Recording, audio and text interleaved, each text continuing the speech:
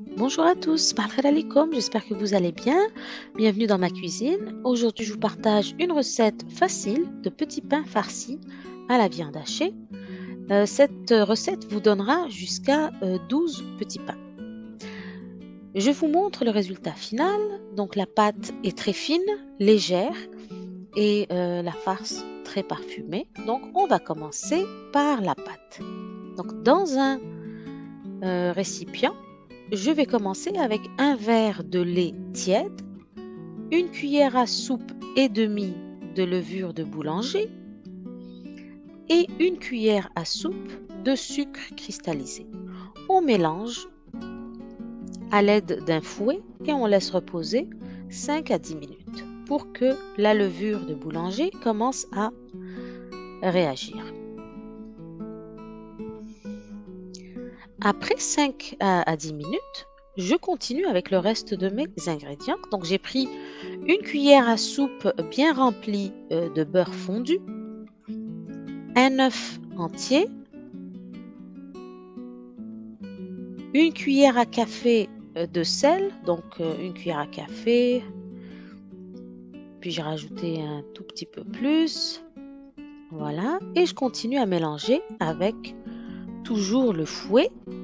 Une fois mes liquides bien mélangés, on passe à la farine. Donc je vais utiliser au total presque 3 verres de farine. J'ai pris de la farine non blanchie, vous pouvez utiliser de la farine complète si vous le souhaitez, un sachet de levure chimique ou bien poudre à pâte et je continue à mélanger jusqu'à ce qu'une pâte assez molle se forme. Donc là, je vais laisser tomber le fouet et je continue avec les mains. Donc j'ai rajouté ici un verre de farine, je rajoute le deuxième et je continue à mélanger. Quand je commence à rajouter le troisième verre de farine, donc je fais attention et j'arrête dès que je sens que la pâte est assez ferme. Donc il faut la laisser molle en fait pour qu'elle puisse lever correctement.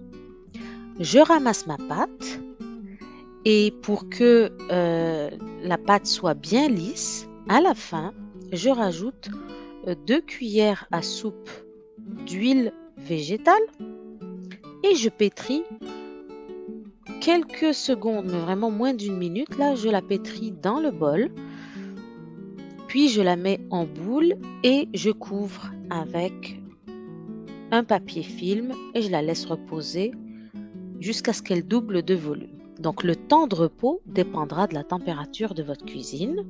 Quand il fait chaud, une pâte double de volume très rapidement. Par temps froid, ça prendra plus longtemps. Donc voilà la quantité de farine qui est restée du troisième verre de farine. Donc je filme et je mets de côté et là je vous propose une farce. Donc je vous propose une farce parce que vous pouvez décider de mettre du thon par exemple au lieu d'utiliser de la viande. Donc dans un poêlon, j'ai mis de l'huile végétale, une cuillère ou deux, un oignon mixé, un poivron doux mixé aussi au robot. Vous pouvez aussi couper en lamelles si vous préférez, de l'ail en poudre ou en flocons. Comme épices, j'ai pas mis grand chose, vraiment juste paprika, sel, poivre. Une fois mon premier mélange revenu, je rajoute ma viande hachée. Ici, j'ai pris 900 grammes, donc 2 livres de viande hachée. J'ai pris de la viande de bœuf maigre. Sel, poivre et un petit peu de sauce tomate du commerce. Donc la sauce tomate, j'ai mis environ une tasse de sauce tomate pour que ma viande hachée ne soit pas sèche finalement. J'ai coupé un petit bouquet de coriandre pour parfumer. Donc j'attends que ma farce soit bien cuite et je la mets à refroidir dans un récipient. Donc c'est important de bien faire cuire les farces à base de viande hachée.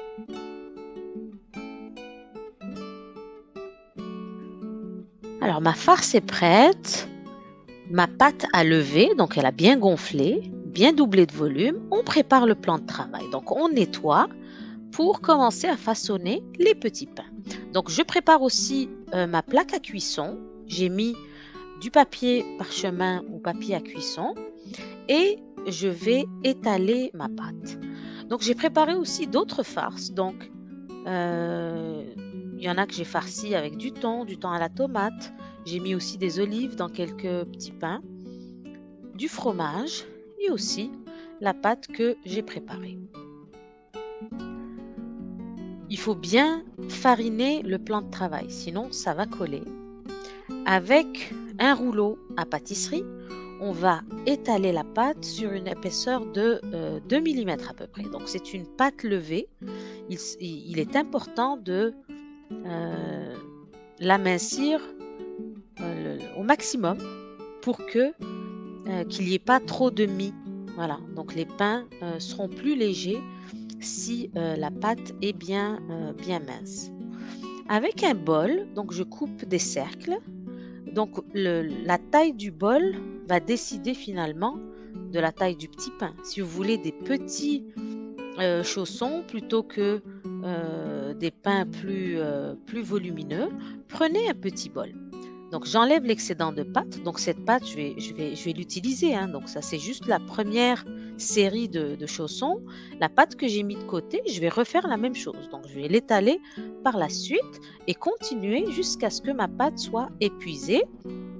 À l'intérieur de chaque cercle, j'ai mis 2 cuillères à soupe de farce, du fromage, des olives, enfin vous décidez de ce que vous voulez mettre à l'intérieur. Il y en a que j'ai fait sans fromage. Puis je vais souder, je vais faire la soudure vers le haut pour faire la forme du petit pain. Je vais souder les 2 bords de mon cercle vers le haut. La soudure, je vais la mettre directement sur la plaque pour que mes petits pains ne s'ouvrent pas.